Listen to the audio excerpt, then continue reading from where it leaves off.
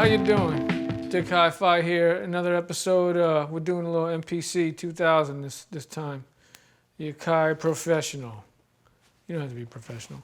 Anyway, I got a lot of questions, a lot of comments about my Scsi2sd here. We got for storage.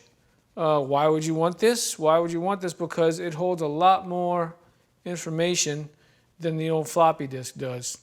And a lot more reliable, because floppy disks now it's hard to find ones that actually work, you know.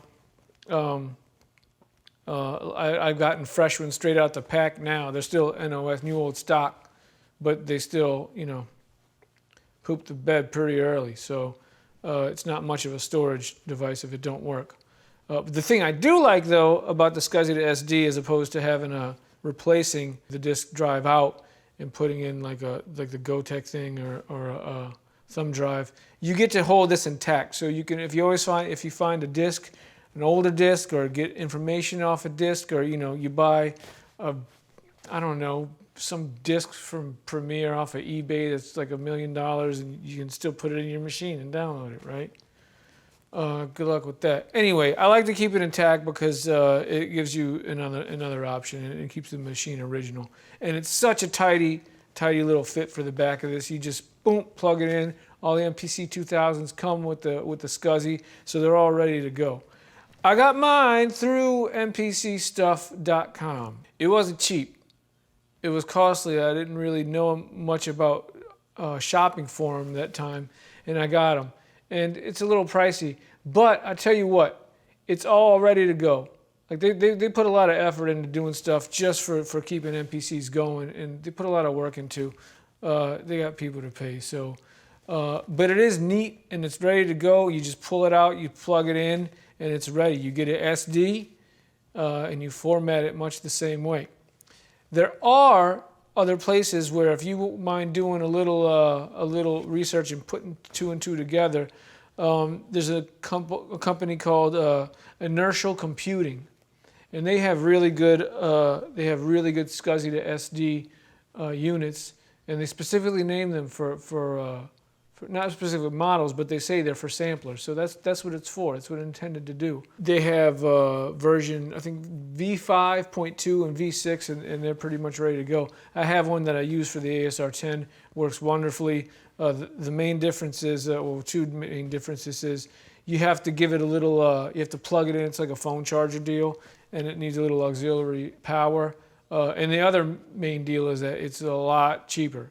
But to get it set up like you want, you got to make sure you get the right cables and get the right thing for your machine. They can actually work for a lot of different machines. I love the way the one with the 90-degree thing just boom plugs into there, and it just sits there, and there's the SD. It's super cool. You just plug it in and you're good to go. I'm going to show you a little bit about how it works. It's pretty simple. It's pretty simple. Again, just you want to stay organized when you're doing your stuff. But you use it just like a disk. So to access it, you go Shift Disk. Now under here, you go a couple of lines down. It says Device Scsi 0. There, I flipped it back. I don't know what I'm doing. It takes a pause. So Device Floppy. That's what you would normally use if you're just using your floppy, or you can go up to Scsi 0. So that's what I'm going to do. Do it. So I'm in load mode. I'm already in Scsi 0. So that's the device it's looking for. So just like you would be looking on your disk, it's going to ask you what kind of file you want. This happens to be sound, right? Programs, app, MIDI. That's all the sequencing stuff. So the biggest difference is, on a disk, you put a couple of things, you put a few sounds, you put a few sequences, and that's that. It's done. It doesn't hold that much stuff. But this SD, as far as beats go, as long as you're not, sampling 64 bars, God forbid, you can hold quite a few beats on there. You can put a lot. So stay organized and watch the way you label things.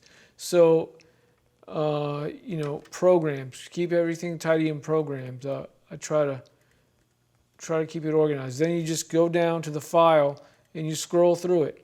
Always give names to stuff that are singular, stuff you're going to remember, at least associated with something. Give it good names and label things. Another thing I do, make sure I do, is if I make a program that goes with samples, that goes with sequences, then name it the same thing. Do yourself a favor. Name it the same thing. And even if you can make the sounds, which I usually don't, make the sound like it belongs there, then it's good. You kind of have an idea of where things are associated or how they're associated with one another and what they belong with. So it's a great product. I love it. I loved it since I got it. One of the things I think I read about was about not using like big SDs, like more modern SDs. I think when they developed it, it was a newer technology. I don't think you're supposed to go above a 16 gig SD, which is going to hold a lot of stuff. And I even like to use a smaller one so I don't have all my stuff on one SD.